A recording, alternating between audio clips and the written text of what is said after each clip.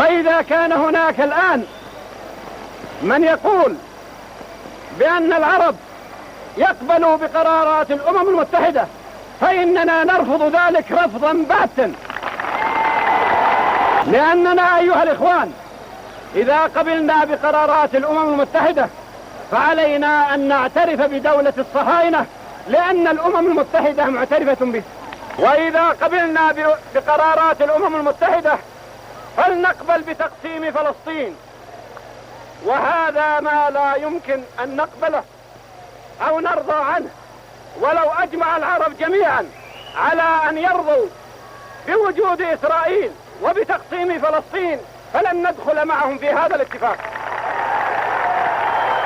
وقد سبق لي أيها الإخوة المواطنون إننا ولله الحمد سائرون على محجة بيضاء، ليس لدينا أسرار وليس لدينا أمور تخفى على أبعد الناس، فسياستنا معروفة واتجاهنا واضح. نحن دعاة لكلمة الله سبحانه وتعالى، ودعاة لأن يكون دين الله ظاهر على كل شيء.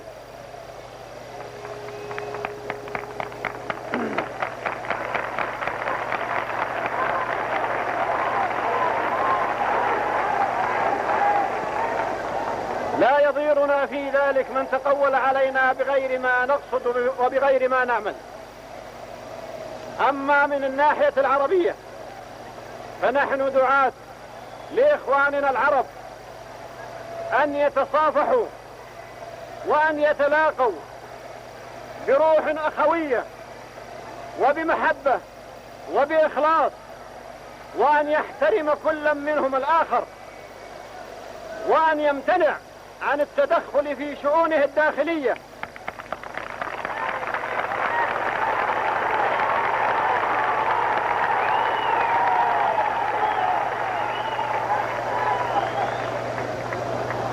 وأن يحصر كل بلد جهوده في أن يبني بلده، وأن يجلب الرخاء والسعادة والاطمئنان لشعبه.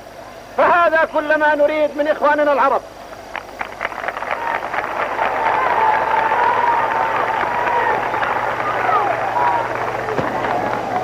أما موقفنا نحن منهم فإننا معهم في كل الملمات في قضايانا العامة، ومن أراد منا مساعدة وكان في إمكاننا مساعدته فلن نتأخر عن ذلك.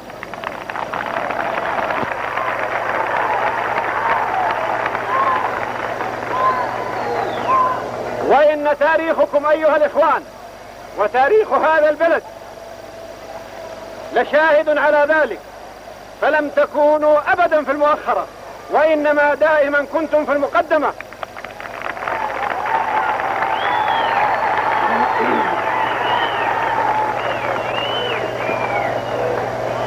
وإن معارك بئر شيبة وبطاح فلسطين لتشهد بأن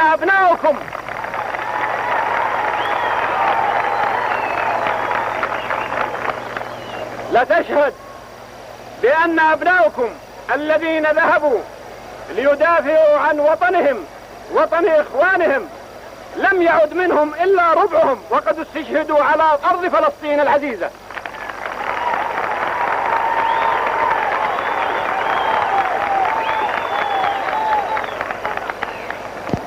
وإذا كان هناك الآن من يقول بأن العرب يقبلوا بقرارات الأمم المتحدة فإننا نرفض ذلك رفضا باتا،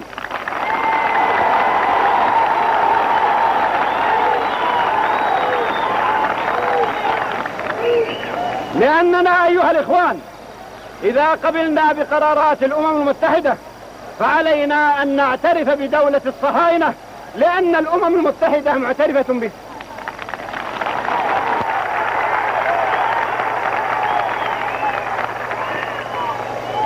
وإذا قبلنا بقرارات الأمم المتحدة فلنقبل بتقسيم فلسطين، وهذا ما لا يمكن أن نقبله أو نرضى عنه. ولو أجمع العرب جميعا على أن يرضوا بوجود إسرائيل وبتقسيم فلسطين فلن ندخل معهم في هذا الاتفاق.